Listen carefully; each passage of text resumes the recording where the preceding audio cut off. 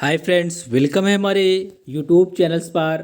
Today we have selected test number 2। Friends, ये हमारा test number 2 है ऑफ रीजनिंग से। ठीक है, इस पे बात करेंगे। काफ़ी इंपॉर्टेंट जो रीजनिंग्स होती है अक्सर एग्जाम्स में पूछी जाती है, उन सभी रीजनिंग्स के बारे में हम यहाँ पर सॉल्व करेंगे। ठीक है, विद डिटेल्स सॉल्व करेंगे। और ये जो रीजनिंग्स होगी ये ऑल स्टेट के जितने भी एनएचएम एग्जाम्स होते हैं सभी के लिए हेल्पफुल होगी। Police, army, PET, UP, triple S C, staff nurse के जो भी एग्जाम्स होते हैं, NDS, CDS, UP police, MP police, Bihar police, UP NHM, MP NHM, all state के एनएचएम, और जो भी व्यापम, एमपीपीबी या हरियाणा स्टाफ नर्स, जो भी एग्जाम्स होते हैं सभी में रीजनिंग्स के 8 से 10 या 12 क्वेश्चन जरूर एटलीस्ट कम से कम आते हैं। ठीक है, एसएससी में 50 क्वेश्चन रीजनिंग से होते हैं और आर्मी में 25 क्वेश्चन के आसपास क्या होता है, रीजनिंग्स में आते हैं। ठीक है, और पुलिस में भी ऐसे ही अलग अलग होता है, हर एक स्टेट में अलग अलग एवरेज होता है। ठीक है, जो भी क्वेश्चन है यहाँ पर सभी पूछे गए, ये एसएससी का सेट लिया है। एसएससी और जो रेलवे के एग्जाम्स हुए थे, एनटीपीसी स्टेशन मास्टर, ठीक है, और एसएससी, वो सभी क्वेश्चन लिए हैं। और ये क्वेश्चन आपके सिलेबस के अकॉर्डिंग है और पेट एग्जाम्स के लिए भी काफ़ी हेल्पफुल है। क्वेश्चन नंबर फर्स्ट है, आपकी स्क्रीन पर पढ़े फिर अपना आंसर बताएं। क्वेश्चन नंबर फर्स्ट पे पूछा गया है, निम्न में से बीमेल असंगत विषम की पहचान कीजिए।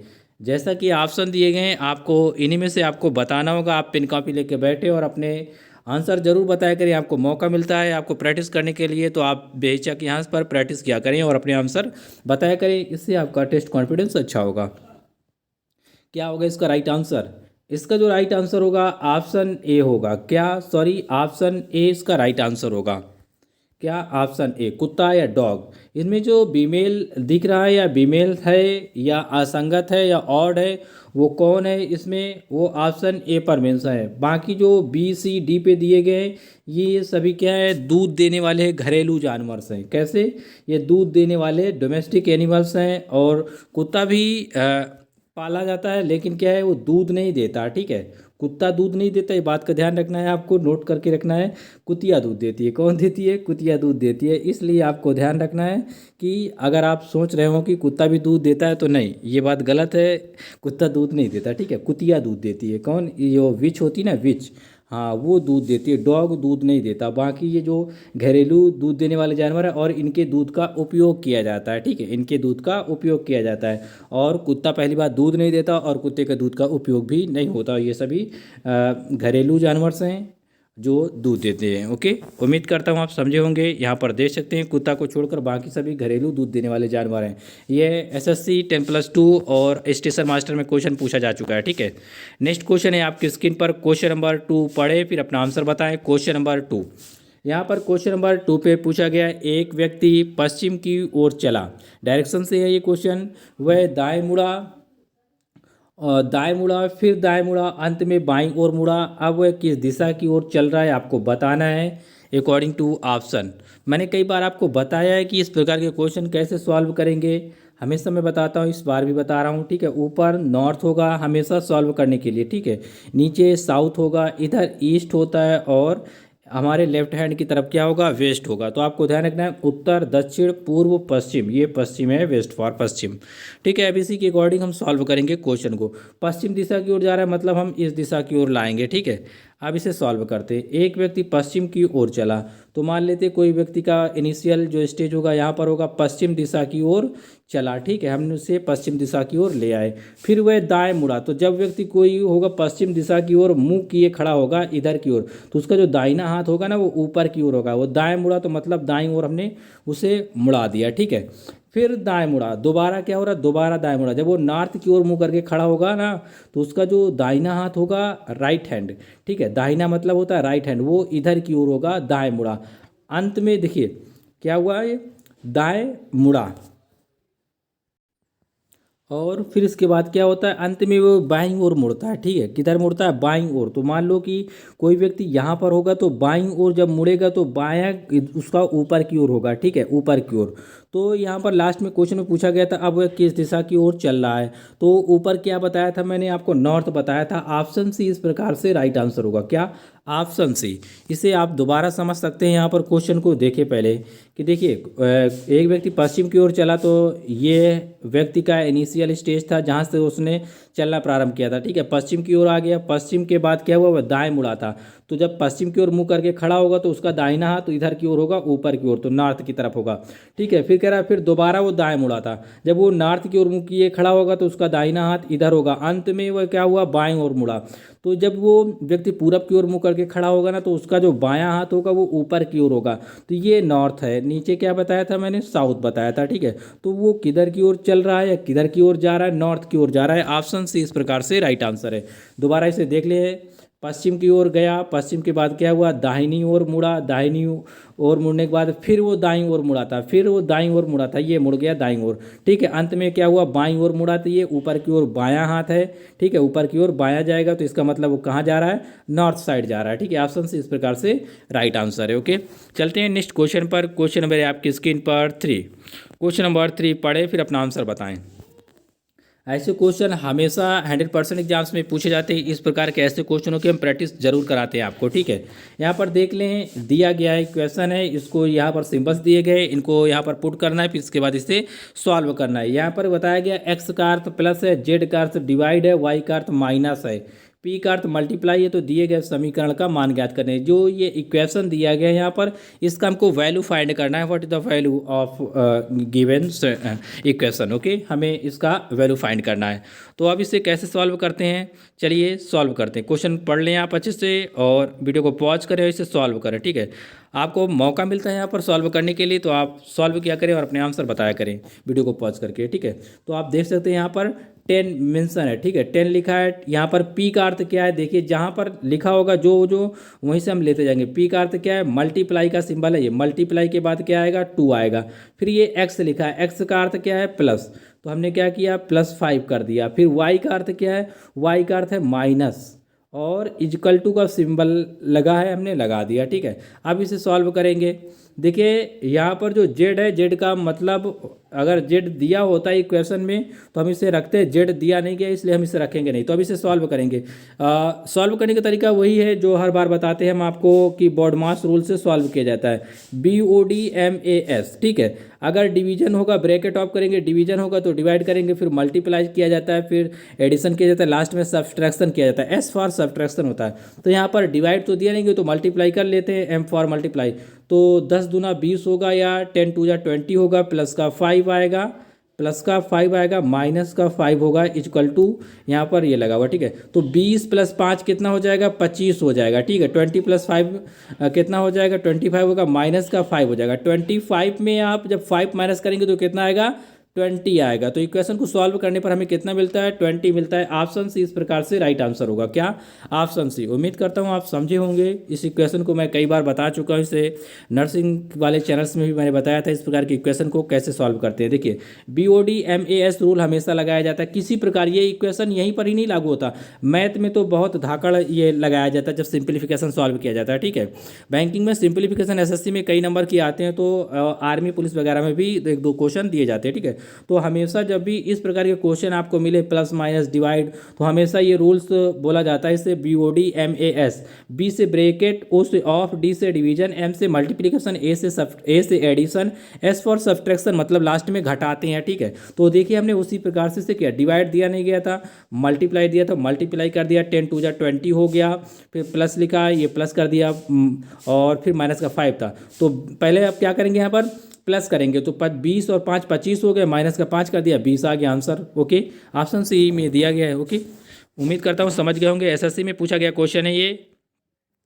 क्वेश्चन नंबर है आपकी स्क्रीन पर 4, और रेलवे में भी ये सभी क्वेश्चन पूछे गए हैं, SSC रेलवे दोनों में पूछे गए क्वेश्चन है, ठीक है। कुछ क्वेश्चन ऐसे होते हैं जो हमेशा रिपीट होते रहते हैं, और इस प्रकार के पैटर्न पर आधारित क्वेश्चन अक्सर पूछे जाते हैं, ठीक है। क्वेश्चन आप पढ़ें 4, फिर अपना आंसर बताएं। क्वेश्चन नंबर 4, यहाँ पर गोपाल मोहन से बड़ा है, ठीक है, लेकिन राम से छोटा है। मोहन सोहन से बड़ा है लेकिन राम से छोटा है, इनमें सबसे बड़ा कौन है। आप वीडियो को पॉज कर सकते हैं और इसे सॉल्व कर सकते हैं। तो यहाँ पर आप कोशिश करें इसे सॉल्व करने की कि इसे कैसे सॉल्व किया जाएगा, ठीक है। कई बार बताया भी मैंने है, गोपाल के लिए आप अगर कॉपी पेन लेके बैठे तो गोपाल माने, अगर आप कहीं स्क्रीन में सॉल्व कर रहे हैं या किसी भी प्रकार से, तो आप इसे G फॉर गोपाल मान सकते हैं। चलिए हम इसे सॉल्व करते हैं। गोपाल क्या है, मोहन से बड़ा है, तो ये हमारा क्या है, गोपाल हो गया, ठीक है। ये किससे बड़ा है, मोहन से बड़ा है, तो एम फॉर मोहन से बड़ा कर दिया हमने, लेकिन राम से छोटा है। लेकिन जब भी लगेगा तो इसका मतलब ये पहले वाले सेंटेंस के बारे में बात कर रहा है। ठीक है, किस सेंटेंस के बारे में? पहले वाले सेंटेंस के बारे में बात कर रहा है। देखिए, गोपाल मोहन से बड़ा है। गोपाल क्या है? मोहन से बड़ा है, लेकिन राम से छोटा है। तो देखिए, गोपाल क्या है? गोपाल देखिए मोहन से तो बड़ा है, लेकिन क्या है? राम से छोटा है। यहाँ पर आप देख सकते हैं ये आर फॉर राम है। ठीक है, राम से छोटा है। फिर देखिए एक सेंटेंस दूसरा पढ़े आप यहाँ पर, मोहन जो है सोहन से बड़ा है। मोहन ये था अपना, मोहन क्या है? सोहन से बड़ा है। तो हमने क्या कर दिया? सोहन से इसे बड़ा कर दिया। मोहन को, मोहन देखिए ऊपर मोहन है, नीचे सोहन है, तो मोहन क्या है? सोहन से बड़ा है, लेकिन राम से छोटा है। कौन लेकिन लगा है? तो मैंने बताया था पहले जो सेंटेंस लिखा होता है उसके पहले सदस्य का नाम से तुलना की जाती है, लेकिन राम से छोटा है। तो देखिए मोहन क्या है? राम से छोटा है कि नहीं है? क्योंकि राम क्या है? जब गोपाल के ऊपर भी राम है तो जाहिर सी बात है कि गोपाल भी राम से छोटा है, तो मोहन तो जाहिर सी बात है छोटा होगा, क्योंकि मोहन गोपाल से क्या है? छोटा है। तो ठीक है, यहाँ पर आप देख सकते हैं कि मोहन गोपाल से छोटा है। ये देखिए सीक्वेंस फॉलो कर रहा है यहाँ पर। आप चाहे तो सेंटेंस को दोबारा पढ़ें और इसको अपनी कॉपी में उतार लें या लिख लें, फिर इसके बाद इसे सॉल्व करें। ठीक है, तो यहाँ पर पूछा गया था इनमें से सबसे बड़ा कौन है? ऊपर भाई कौन दिख रहा है अपना सबसे बड़ा? राम दिख रहा है। ठीक है, R for Ram, option C पे दिया गया है। ठीक है, उत्तर ऑप्शन सी इस प्रकार से इसका राइट आंसर होगा। उम्मीद करता हूँ आप समझे होंगे। अगर दोबारा समझना चाहें तो इसे वीडियो को पॉज करना, इसे दोबारा देखना आप। ठीक है, आपको इजीली आ जाएगा। अगर नहीं आया हो समझ में तो कमेंट बॉक्स में लिखना, हम कोशिश करेंगे इसे नेक्स्ट वीडियो में फिर से लाएंगे। ओके, क्वेश्चन नंबर आप 5 पढ़ें, फिर अपना आंसर बताएं। क्वेश्चन नंबर 5, क्वेश्चन नंबर 5 पे दिया गया 4 पुस्तकें हैं। क्या कितनी पुस्तकें हैं? 4 बुक्स हैं, एक दूसरे के ऊपर रखी हुई हैं। के जो है ए के ऊपर है, के जो बुक है वो ए के ऊपर है, सी बी के नीचे है। यदि ए बी के ऊपर हो तो सबसे ऊपर कौन सी पुस्तक है या कौन सी बुक है, आपको ये बताना है। सबसे ऊपर पुस्तक कौन सी है? तो सेंटेंस में यहाँ से कोई मतलब नहीं, हम यहाँ से पढ़ते हैं। के जो बुक है ए के ऊपर है, तो ये देखिए के बना दिया, ये किसके ऊपर है? ए के ऊपर है, तो के ए के ऊपर है। ठीक है, सी बी के नीचे है, तो यहाँ पर कोई रिलेशन नहीं पहले सेंटेंस का। अगर दूसरे से रिलेशन होता है तो हम डायरेक्टली यहाँ पर लिख देते हैं, अगर नहीं होता तो हम तीसरा सेंटेंस पढ़ते हैं। तो हम क्या करेंगे? इसको छोड़ेंगे पहले, फिर इसको पढ़ेंगे। अब यहाँ पर देखते हैं, यदि ए बी के ऊपर हो, यदि ए क्या है? बी के ऊपर है। देखिए बी के ऊपर हो, ए क्या है? बी के ऊपर, तो देखिए बी के ऊपर है कि नहीं? ए। ठीक है, अब देखिए सेंटेंस में दूसरे पे आते हैं। सी क्या है? बी के नीचे। सी जो है वो बी के नीचे है, देखो हमने बना दिया। अब ये जो दूसरा सेंटेंस था ना, जिसे मैं बाद में सॉल्व कर रहा हूँ, अब इस हिसाब से ये सीक्वेंस फॉलो करेगा। देखिए हमेशा देखा जाता है सेंटेंस में पहले पहला सेंटेंस पढ़ते हैं, फिर इसके बाद अगर दूसरा मैच करता है इन दोनों में से जो दिए गए ऑप्शन है, जैसा हमने सीक्वेंस बनाया तो ठीक है, नहीं हुई तो हम नेक्स्ट सेंटेंस पढ़ते हैं लास्ट में। फिर क्या होता है, जो सेंटेंस मैच नहीं करता उसे पढ़ के हम सेट करते हैं अपने हिसाब से। तो अब देखिए यहाँ पर के क्या है? ए के ऊपर है, तो के है ए के ऊपर है कि नहीं? हाँ ठीक है, सी बी के नीचे, तो इसमें पहले समझ में नहीं आया था, लेकिन अब हमने बना दिया। ठीक है, तो हम क्या करेंगे? पहले ये वाला सेंटेंस पढ़ते हैं, ए बी वाला। ए बी के ऊपर है, तो ए क्या है? बी के ऊपर है। देखिए ए बी के ऊपर है कि नहीं? ठीक है, फिर अब आते हैं ये वाला सेंटेंस, सेकंड नंबर सेंटेंस। सी जो है वो बी के नीचे है, तो बी के नीचे देखिए ये सी को हमने रखा है। ठीक है, ये सीक्वेंस फॉलो हो रहा है। तो यहाँ पर बताना था सबसे ऊपर कौन सी पुस्तक है, जाहिर सी बात है के है। कौन सी पुस्तक? के। ऑप्शन ए इसका राइट आंसर है। क्या? ऑप्शन ए, के बुक सबसे ऊपर है। समझ में ना आया हो तो वीडियो को पॉज करके आपको इसको दोबारा देखना चाहिए। ठीक है, ऐसे क्वेश्चन एग्जाम्स में पूछे जाते हैं, 100% ये क्वेश्चन आते रहते हैं। ठीक है, ये ऑल स्टेट के नर्सिंग एग्जाम्स में, जैसे कि यूपीएनएचएम, एमपीएनएचएम, हरियाणा स्टाफ नर्स, बिहार, सभी के लिए, और पुलिस, आर्मी, नर्सिंग, पुलिस के लिए भी काफ़ी इंपॉर्टेंट है। एसएससी में तो हमेशा आते रहते हैं, बैंकिंग, एसएससी वगैरह में। ठीक है, तो सभी के लिए, सभी ऑल स्टेट के जितने भी कम्पिटेटिव एग्जाम्स होते हैं सभी के लिए हेल्पफुल होंगे। ओके, क्वेश्चन नंबर 6, आप डेली अपडेट रहते हैं तो आपको सभी रीजनिंग्स बहुत आसानी से आ जाएंगे, ये हमारा वादा है। ठीक है, क्वेश्चन नंबर 6, सानू उत्तर की ओर चला। एक बंदा है कोई सानू, ठीक है, ये क्या है? ऊपर की ओर जा रहा है, ऊपर की ओर चला। वह दाएं मुड़ा, यहाँ पर देखिए कामा जहाँ पर लगा होता है यहाँ से सेंटेंस को एंड करते हैं। फिर दाएं मुड़ा, अंत में बाईं ओर मुड़ा। अब वह किस दिशा की ओर चल रहा है? ठीक है, आपको बताना है अकॉर्डिंग टू ऑप्शन। आप इसे कॉपी में सॉल्व करें, माइंड में सॉल्व कर पाए तो ठीक है, वरना इसे कॉपी में आप सॉल्व करें। ठीक है, जैसे कि हर बार बताते हैं, ऊपर नॉर्थ होगा, नीचे क्या होगा? साउथ होगा, इधर ईस्ट होगा मतलब पूरब होगा, और इधर क्या होगा? वेस्ट। वेस्ट फॉर पश्चिम होगा। ठीक है, चलिए सॉल्व करते हैं इसे। जब इसे हम सॉल्व करेंगे तो यहाँ पर देखें आप कि इसे उत्तर की ओर ले जाना है हमें, तो हमने क्या किया, इसे उत्तर की ओर हम इसे लेकर गए, ठीक है, उत्तर की ओर गए और दाईं ओर मुड़ा, तो ठीक है, जब हम नॉर्थ की ओर रहेंगे तो दाहिने हाथ पर हम मुड़ेंगे, तो ये हमारा राइट हैंड होगा, दाएं म्यूजिकल टू होता है राइट हैंड, ठीक है, दाईं ओर मुड़े, फिर क्या हुआ, फिर बोला गया फिर दाईं ओर मुड़ा उसमें, तो जब हम पूरब की ओर मुख किए होंगे तो हमारा जो दाहिना हाथ होगा वो इधर की ओर होगा, ठीक है, इधर की ओर होगा, हमने क्या किया, दाईं ओर मुड़ गए, ठीक है, अंत में बाईं ओर मुड़े, जब हम नीचे की ओर होंगे मतलब साउथ की ओर हमारा मुंह होगा, तो हमारा जो बायां हाथ होगा, जो हमारा बायां हाथ होगा वो इधर की ओर होगा, मतलब पूरब की ओर होगा। तो अब क्वेश्चन पूछा गया था अब वह किस दिशा की ओर चल रहा है, तो मतलब वो चल रहा है पूरब की ओर, ऑप्शन ए इसका राइट आंसर होगा, क्या होगा, ऑप्शन ए, मतलब ईस्ट की ओर जा रहा है, option A is the right answer. Next एक क्वेश्चन यहाँ पर, क्वेश्चन नंबर आप पढ़े 7, फिर अपना आंसर बताएं, क्वेश्चन नंबर 7। यहाँ पर क्वेश्चन नंबर 7 पे पूछा गया है, ब्लड रिलेशन से है क्वेश्चन, क्वेश्चन नंबर 7 आप पढ़े फिर से सॉल्व करें। एक लड़की ने एक लड़के का परिचय देते हुए कहा, यह लड़का मेरे चाचा के पिता की बेटी का पुत्र है, तो वह लड़का लड़की का क्या लगता है। अब आप इसे इजीली पहले क्वेश्चन को पढ़ लें और इसे सॉल्व करें। अगर आपको ये क्वेश्चन नहीं आया करते तो आप क्या किया करें, इसे अपने रिलेशन में लेके नहीं सॉल्व किया करें, ठीक है। एक लड़का एक लड़की ने एक लड़के का परिचय देते हुए कहा कि यह लड़का जो है ना, ये मेरे चाचा के पिता, मतलब मेरे चाचा के पिता की बेटी का पुत्र है, तो वह लड़का लड़की से किस प्रकार संबंधित है। आपको पता चल गया होगा, अगर नहीं पता तो ऑप्शन इसका ऑप्शन इसका सी होगा, भाई लगेगा। कैसे लगेगा अब यहाँ पर समझते हैं, ठीक है। जब लड़की ने लड़के का परिचय देते हुए किसी व्यक्ति से कह रही कि ये जो लड़का है ना, ये मेरे चाचा के पिता, मतलब मेरे चाचा के पिता का मतलब इस लड़की के पापा के भाई कि भाई के जो पापा हैं, या इस लड़की के जो पापा के पापा हैं उनकी, या उनकी बेटी, या यूँ समझे आप कि जो ये लड़की है, लड़की के पापा की बहन का जो बेटा है, लड़की के बहन का जो बेटा है, मतलब पुत्र है वो, तो पूछा गया था कि वह लड़का लड़की से कैसे संबंधित है। तो आपको पता होगा, जब लड़की, जो लड़की थी यहाँ पर, लड़की के जो पिता होंगे, लड़की के जो पिता होंगे, पिता की जो बेटी होगी वो लड़की की बुआ लगेगी, क्या लगेगी, बुआ लगेगी। और बुआ का जो बेटा होता है, बुआ का जो बेटा होगा वो क्या होगा, भाई लगेगा, इस लड़की का क्या लगेगा, भाई लगेगा। इस प्रकार से वो फुफेरा भाई लगेगा, मतलब फुफेरा भाई। लेकिन यहाँ पर ऐसा नहीं दिया गया, केवल भाई दिया गया, इस प्रकार से ऑप्शन सी इसका राइट आंसर। ये स्टेशन मास्टर आरआरबी भुवनेश्वर में पूछा गया क्वेश्चन है, ठीक है। आप क्वेश्चन को फिर से पढ़ना, काफ़ी इजी है, केवल थोड़ा सेंटेंस थोड़ा बड़ा है, लेकिन आपको आ जाएगा ये आसानी से, ठीक है।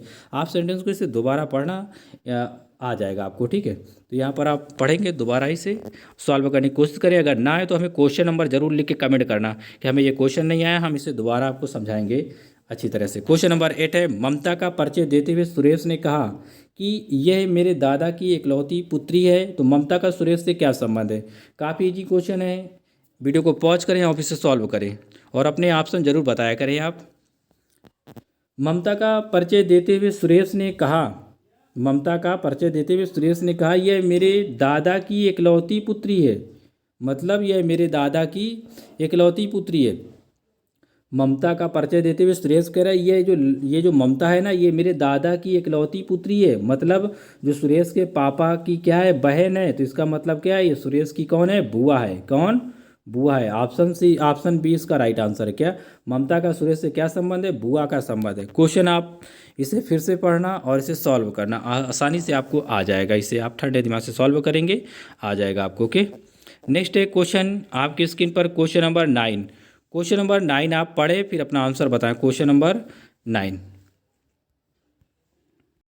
क्वेश्चन नंबर 9 पे निम्न में से विषम या असंगत की पहचान करना है आपको। इस सेंटेंस में आपको बताना है, 3 एक जैसे हैं, एक डिफरेंट है, वो क्यों, कौन सा डिफरेंट है। क्या होगा इसका राइट आंसर, ऑप्शन सी इसका राइट आंसर होगा 78। 78 डिफरेंट है, बाकी सभी क्या है, एक जैसे हैं। कैसे एक जैसे हैं, ये 5 का स्क्वायर लिखा है, ठीक है, 5 का स्क्वायर 25 होता है। 5 का स्क्वायर का मतलब होता है 5 को 2 बार मल्टीप्लाई करना है, ठीक है। तो 25, ये 6 का स्क्वायर लिखा है 36, ठीक है। ऑप्शन बी पे 6 का स्क्वायर कितना होता है 36 होता है। और जो 78 लिखा है ये किसी का स्क्वायर नहीं होता, कोई भी नंबर का स्क्वायर नहीं होता। जो 144 लिखा है 144 लिखा है 12 का स्क्वायर होता है। किसका होता है ये 12 का स्क्वायर होता है 144। बाकी सभी स्क्वायर हैं सिवाय ऑप्शन सी के। इस प्रकार से ऑप्शन सी गलत आंसर है, ठीक है, या डिफरेंट है, सबसे ऑड है। क्वेश्चन नंबर आप पढ़े 10, फिर आंसर बताए जल्दी से। क्वेश्चन नंबर 10, निम्न में से असंगत या विषम की पहचान करना है आपको, या बीमेल आपको बताना है। 3 एक जैसे होंगे, एक डिफरेंट है। क्या होगा इसका राइट आंसर? इसका जो राइट आंसर होगा ऑप्शन ए होगा। क्या? Option A, out. यहाँ पर जो आउट लिखा हुआ है यहाँ पर किसी मीनिंग से मतलब नहीं, यहाँ केवल कुछ लेटर्स देखे जाते हैं, उनका मतलब उनके मतलब के अकॉर्डिंग या डिफरेंट टाइप के पैटर्न्स यहाँ पर लागू किए जाते हैं। आप कितना क्या सोच सकते हैं उसी के अकॉर्डिंग, ठीक है। यहाँ पर जो ऑप्शन है इसमें 2 वोवेल्स दिए गए हैं। कितने वोवेल्स दिए गए हैं? 2। बाकी सभी में एक एक वोवेल्स दिए हैं। देखिए ये 2 वोवेल्स हैं, ओ यू, ठीक है। बाकी देखिए एफ ई डी में ई वोवेल्स है, और इसमें आई वोवेल्स है, इसमें ओ वोवेल्स है, ठीक है। ये सब में एक एक वोवेल दिए गए हैं। बाकी जो ऑप्शन ए दिया गया ना इसमें 2 वोवेल्स दिए गए। एसएससी 10+2 में क्वेश्चन पूछा जा चुका है, ठीक है। तो ध्यान रखना है वोवेल्स कितने होते हैं अंग्रेजी में? 5 वोवेल्स होते हैं अंग्रेजी में, ए ई आई ओ यू। अगर आपको ना आता हो तो ध्यान रखें, मैंने आपकी याददाश्त को याद दिला दिया। ए ई आई ओ यू ये 5 वोवेल्स होते हैं इंग्लिश के A to Z में, ओके, अल्फ़ाबेट में, ओके, समझ गए होंगे आप। नेक्स्ट क्वेश्चन है क्वेश्चन नंबर 11, पढ़े जल्दी से आंसर बताएं। काफ़ी सिंपल है, निम्न में से असंगत या विषम की पहचान करना इस क्वेश्चन में भी। इसका जो राइट आंसर होगा ऑप्शन डी होगा। क्या? ऑप्शन डी इसका राइट आंसर है, जे। बाकी सभी वोवेल्स हैं, जे कोई वोवेल्स नहीं है, ये कॉन्सोनेंट के अंतर्गत आता है, ठीक है। ये कॉन्सोनेंट के अंतर्गत आता है। जब भी क्वेश्चन दिए जाते हैं तो ज़्यादातर ऐसे पूछ लिए जाते हैं। बाकी डिफरेंट डिफरेंट टाइप के हम आने वाले समय में लाते रहेंगे, तो आपको सभी क्वेश्चन पता चल जाएंगे कैसे सॉल्व किए जाते हैं, ठीक है। जे ये क्या है? एक प्रकार का कॉन्सोनेंट है। कॉन्सोनेंट को हिंदी में व्यंजन कहा जाता है। बाकी जो तीनों दिए गए हैं वो स्वर दिए गए। मैंने बताया ना अभी आपको कि 5 स्वर होते हैं इंग्लिश में, ए ई आई ओ यू, ये 5 स्वर होते हैं। इन्हीं के अकॉर्डिंग ज़्यादातर क्वेश्चन कुछ सॉल्व किए जाते हैं, ठीक है। क्वेश्चन नंबर है आपकी स्क्रीन पर 12 नंबर, पढ़े जल्दी से आंसर बताएं। क्वेश्चन नंबर यहाँ पर दिया गया है 12।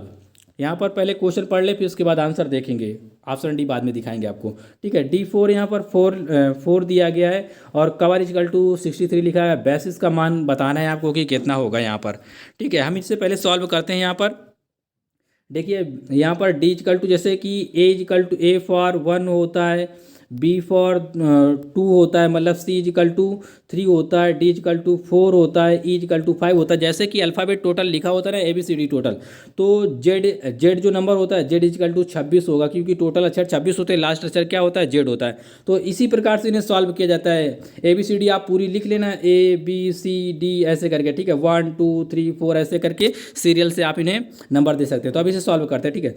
तो आप देखेंगे पहले से 1 2 सॉल्व करना। डी इजकल टू तो 4 होता है, क्योंकि डी जो अंग्रेजी के अल्फ़ाबेट में आता है वो चौथे नंबर पे आएगा। तो सी इजकल टू 3 होगा, और ओ इजकल टू कितना होता है? ओ इजकल टू 15 होता है। वी इजकल टू कितना होता है? ये 22 होता है। और ई इजकल टू कितना होता है? 5। आर इजकल टू कितना होता है? 18 होता है। जब आप इसे प्लस करेंगे ना, इतने सबको प्लस करेंगे तो 63 मिलेगा। कितना मिलेगा? 63 मिलेगा, ठीक है। अब इसी प्रकार से हम इसे प्लस करते हैं। देखिए बी फॉर 2 होगा, ए फॉर 1 होता है, ए पहले नंबर पे आएगा तो 1 आएगा। एस फॉर 19 होता है, आई फॉर 9 होता है, फिर एस फॉर 19 होता है। आप इसे अब प्लस करें, अगर प्लस करना आता तो आप, ठीक है। ये देखिए 9 18 27 हो गया, ये तीनों 9 मिला के, ठीक है। कितना हो जाएगा? 27 हो जाएगा। 27 में 2 जोड़ेंगे 29 हो जाएगा। 1 30, 30 का 0 कैरी कितना जाएगा? 3 जाएगा, ठीक है। 2 ये 2, देखिए सॉरी, एक ये 2 हो जाएंगे, 2 और 3 कितने हो जाएंगे? 5 हो जाएंगे, 50 आ जाएगा। ऑप्शन बी इसका राइट आंसर होगा। क्या? Option B. आप इसे बेसिस के सारे नंबर लिख लेना कि बी इजकल टू 2 होता है, ए इजकल टू 1 होता है, एस इजकल टू 19 होता है, आई इजकल टू 9 होता है, एस फॉर मतलब एस का जो नंबर आता है ये 19 नंबर पे आता है। तो ये सभी जोड़ेंगे आप, प्लस करेंगे तो 50 आ जाएगा, ओके। चलते हैं नेक्स्ट क्वेश्चन पे। क्वेश्चन नंबर आपकी स्क्रीन पर, यहाँ पर आप पढ़ लें। Question number 13। क्वेश्चन नंबर 13 भी इसी प्रकार से सॉल्व करेंगे जैसे क्वेश्चन नंबर 12 सॉल्व किया। यहाँ पर देखें पेन लिखा है, फिर हेल लिखा है, फिर मेन का वैल्यू आपको बताना है। तो जल्दी से इसे सॉल्व करते हैं यहाँ पर।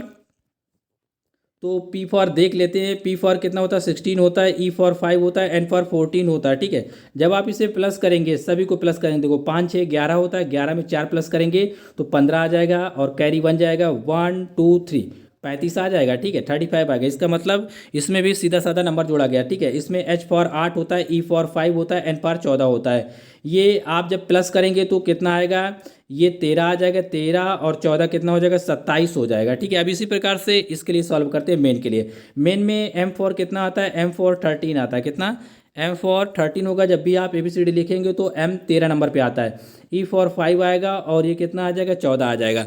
अब इसे आप प्लस कर लें, देखिए 5 और 4 कितने होंगे, 9 हो जाएंगे। 9 में 9 और 3 कितने होंगे, 12। 12 की 2 हासिल लगे, सॉरी हासिल लगा 1, मतलब कैरी 1 जाएगा। 1 2 3 मतलब कितना आएगा, 32 आएगा, कितना, 30। देखिए 3 5 8 8 4 12 12 आएगा। 12 का 2 लिखेंगे, कैरी 1 लिखेंगे, 1 2 3 32 आएगा, मतलब 32। ऑप्शन डी इस प्रकार से राइट आंसर होगा। ओके, चलते हैं नेक्स्ट क्वेश्चन पर। क्वेश्चन नंबर आपकी स्क्रीन पर 14, पढ़े जल्दी से आंसर बताएं। क्वेश्चन नंबर 14 यहाँ पर क्वेश्चन पे दिया गया, किसी कूट भाषा में कोडिंग से रेन को इस प्रकार लिखा जाता है तो क्लाउड को किस प्रकार लिखा जाएगा। चलिए आप इसे पहले समझे, थोड़ा सा वीडियो को पॉज करें और इसे सॉल्व करें। देखिए हम इसे सॉल्व करना बताते हैं, अगर आप सॉल्व कर रहे हैं तो आप इसे वीडियो को पॉज करके सॉल्व कर सकते हैं, ठीक है। तो देखिए आर में हमने क्या किया, आर इजकल टू, आर का जो प्लेस होता है वो होता है हमारा कितना, 18 नंबर पे। और जो टी होता है, टी फॉर 20 होता है, मतलब 20 नंबर पे आता है। हम इन्हें अब आसानी से सॉल्व करते हैं। आर, आर में कितना जोड़ा जाए जो 20 हो जाए। आर के बाद आता है एस टी, मतलब 2 प्लस किया गया, ठीक है। आर के बाद ऐसा है, 2 प्लस किया गया। अब देखिए ए में कितना जोड़ा जाए कि सी आ जाए, 2 प्लस कर दिया, बी सी, तो 2 इसमें भी प्लस किया गया। आई में आई का जो प्लेस होता है 9 नंबर पे होता है। 9 आई में कितना प्लस किया जाए, जो 2 मतलब के आ जाए, तो आई के बाद जे के, मतलब 2 2 प्लस किया जा रहा है, ठीक है। एन फॉर 14 होता है, या एन में कितना प्लस किया जाए कि पी आ जाए। देखिए एन ओ पी, मतलब 2 2 प्लस किया गया। इसका मतलब इसमें जो नीचे दिया गया है इसमें भी हम क्या करेंगे, 2 2 प्लस करेंगे। सी में हम जब 2 प्लस करेंगे तो ई आता है, क्या, डी ई, ठीक है, डी ई। एल में जब हम 2 प्लस करेंगे तो क्या आएगा, एल एम एन, एन आएगा। फिर ओ में हम 2 प्लस करेंगे, ओ के बाद पी क्यू, मतलब क्यू आएगा, ठीक है। यू में हम जब 2 प्लस करेंगे तो यू वी डब्ल्यू, डब्ल्यू आएगा, ठीक है। अब हम क्या करेंगे, डी में 2 प्लस करेंगे तो डी के बाद ई एफ, तो ये सीक्वेंस फॉलो होगा जहाँ पर E N Q W F option A पे फॉलो हो रहा है, ठीक है। ऑप्शन ए इस प्रकार राइट आंसर है। नेक्स्ट क्वेश्चन पे चलते हैं। क्वेश्चन नंबर है आपकी स्क्रीन पर 15 नंबर, इसे पढ़े जल्दी से फिर आंसर बताएं। मोस्टली सभी लोगों ने इसका आंसर सही दिया था, ये पिछले लेक्चर्स का क्वेश्चन है। क्वेश्चन नंबर 15 आप देखें अपनी स्क्रीन पर, देख लें, इससे जल्दी से क्वेश्चन को सॉल्व करें। निम्नलिखित शब्दों को सार्थक क्रम में लगाना था, तो इसमें परामर्श, रोग, चिकित्सक, उपचार, स्वास्थ्य लाभ, तो इसे कैसे सॉल्व करेंगे, एक सीक्वेंस में सॉल्व मतलब किया जाता है ताकि इसका एक सार्थक अर्थ बन जाए, ठीक है। तो कोई रोगी होगा तो पहले रोगी होगा तो उसके पास वो चिकित्सक के पास जाएगा, चिकित्सक मतलब डॉक्टर के पास जाएगा, तो 2 नंबर पर रोगी लिखा है तो 2 कोडिंग ले लिया। 3 नंबर पर डॉक्टर मतलब चिकित्सा लिखा है तो 3 कोडिंग ले लिया। फिर डॉक्टर के पास जाएगा तो परामर्श लेगा, ठीक है। डॉक्टर के पास जाने पर क्या होगा, परामर्श लेगा, और परामर्श के बाद मतलब एडवाइस लेगा। फिर उसके बाद डॉक्टर क्या करेगा, उसका उपचार करता है, मतलब ट्रीटमेंट करेगा, तो चौथे नंबर पर ये आ गया। फिर लास्ट में उससे स्वास्थ्य लाभ होता है, क्या, स्वास्थ्य लाभ तभी तो होगा जब उससे क्या करेगा, रोगी होगा, डॉक्टर के पास जाए मतलब चिकित्सक के पास जाएगा, फिर परामर्श लेगा, फिर इसके बाद क्या करेगा, वो उपचार करेगा डॉक्टर, फिर लास्ट में उसको उपचार के बाद उसका स्वास्थ्य लाभ होगा। इस प्रकार देखें 23 14 5 कहाँ पर मिल रहा है, ये ऑप्शन डी पे मिल रहा है। ऑप्शन डी इसका राइट आंसर है। नेक्स्ट क्वेश्चन है आपकी स्क्रीन पर, क्वेश्चन नंबर है 16 नंबर, ये आपके लिए क्वेश्चन है, इसे आपको बताना है। क्वेश्चन नंबर 16, क्वेश्चन नंबर 16 पे पूछा गया है, जिस प्रकार न्यायालय, जो कोर्ट होता है, न्यायालय का संबंध न्याय से है, उसी प्रकार स्कूल का संबंध किससे है, ठीक है। ये आरआरबी, एनटीपीसी, स्टेशन मास्टर में क्वेश्चन पूछा गया है, और एसएससी 10+2 में क्वेश्चन ये पूछा जा चुका है, ठीक है। सीपीओ एग्जाम्स एसआई में क्वेश्चन ये पूछा जा चुका है, तो आपको इसका आंसर सभी को बताना चाहिए, ठीक है। ऐसे क्वेश्चन एग्जाम्स में दिए जाते हैं, लगभग एक पैटर्न पे आधारित होते हैं, ठीक है। जिस प्रकार न्यायालय का जो संबंध होता है वो न्याय से है, उसी प्रकार स्कूल का संबंध किससे होगा, जैसा कि ऑप्शन दिए गए हैं। क्या इसका मोस्ट अप्रोप्रिएट आंसर होगा, ठीक है। ये क्वेश्चन एग्जाम्स में पूछा गया है, तो सभी लोग इसका आंसर जरूर देना। उम्मीद करता हूँ वीडियो आपको अच्छा लगा होगा। चैनल पे नए से सब्सक्राइब करना, लाइक करना, हो सके तो अपने दोस्तों के साथ भी शेयर करना, और डेली आप हमारे चैनल्स पे अपडेट पा सकते हैं रीजनिंग के लिए, तो इसलिए ज़रूर सब्सक्राइब कर लेना, क्योंकि आपको यहाँ पर अच्छे तरह से आपको डिटेल्स में समझाया जाता है किस प्रकार से हम रीजनिंग को सॉल्व करते हैं और इन फ्यूचर कैसे एग्जाम्स में क्वेश्चन आ सकते हैं और उन्हें कैसे सॉल्व किया जाएगा। ठीक है, ये सभी आपके सिलेबस बेस्ड क्वेश्चन थे, सभी अच्छे क्वेश्चन थे, सभी पूछे गए क्वेश्चन थे। एसएससी, रेलवे, बैंकिंग, ये सभी में क्वेश्चन पूछे गए क्वेश्चन ही लिए थे हमने। आपको अंदाजा होगा कि किस प्रकार से क्वेश्चन एग्जाम्स में पूछे जाते हैं। ओके, मैं अपनी वाणी को यहीं से विराम देता हूँ। Thanks for watching. Thank you, bye bye, take care.